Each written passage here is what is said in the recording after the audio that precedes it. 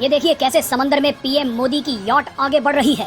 PM Modi के चारों तरफ कमांडोज और स्पेशल सिक्योरिटी ऑफिसर्स की यॉट्स हैं। समंदर में आगे बढ़ता पीएम मोदी का ये काफिला लोगों के रोंगटे खड़े कर रहा है। दरअसल ये तस्वीरें मालदीव की राजधानी माले से आई हैं। मालदीव के माले में जिस वक्त पीएम मोदी का काफिला समंदर में आगे बढ़ रहा था, ठीक उसी वक्त भारत मालदीव से थोड़ा दूर एक छोटे से आइलैंड को खाली कराने की तैयारियां करवा रहा है। इस छोटे से आइलैंड पर भारत क्या करने वाला है उसके बारे में आपको बताएंगे तो आपके होश उड़ जाएंगे।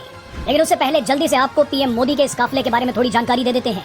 बताया जा रहा है कि पीएम मोदी माले के प्रतिष्ठित रिपब्लिक स्क्वायर में आयोजित स्वतंत्रता दिवस समारोह में मुख्य अतिथि के रूप में शामिल होने के लिए इस धमाकेदार स्टाइल में निकले।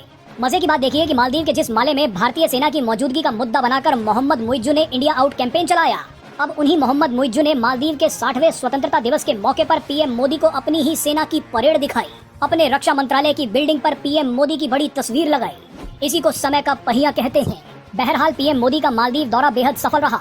भारत और मालदीव के बीच 8 समझौतों पर हस्ताक्षर हुए। मालदीव की आंखों पर चीन, तुर्की और पाकिस्तान ने जो पट्टी बांध रखी थी वो शायद थोड़ी हटी है। आपको बता दें कि मालदीव की लोकेशन उसे भारत के लिए एक ताकत भी बनाती है और एक बड़ा खतरा भी। मालदीव इस तरह से ही दोस्ती की बात करता रहा तो ठीक है, लेकिन अगर वो फिर पाकिस्तान और चीन के चक्कर में पड़ गया तो भारत ने भी एक होश उड़ा देने वाला प्लान तैयार कर रखा है। भारत मालदीव के पास अपने लक्षद्वीप में एक बहुत बड़ा रणनीतिक और महत्वपूर्ण कदम उठाने जा रहा है। कई मीडिया रिपोर्ट्स में दावा किया जा रहा है कि भारत सरकार लक्षद्वीप के बित्रा द्वीप का अधिग्रहण करने की योजना बना रही है। आपको बता दें कि लक्षद्वीप 36 द्वीपों से बना एक द्वीप समूह है, जिनमें से केवल 10 पर ही लोग रहते हैं। अब इन 10 द्वीपों में से भी सबसे छोटा बित्रा द्वीप है, जो लक्षद्वीप के उत्तरी इलाके में स्थित है। बित्रा द्वीप की लोकेशन बेहद ही स्ट्रेटेजिक है। बित्रा द्वीप इतना छोटा है कि यहाँ की कुल आबादी महज 271 है, यानी इस द्वीप पर सिर्फ 271 लोग रहते हैं। लेकिन रणनीति और राष्ट्रीय सुरक्षा के मुद्दे पर बित्रा द्वीप भारत के लिए बहुत बड़ा है।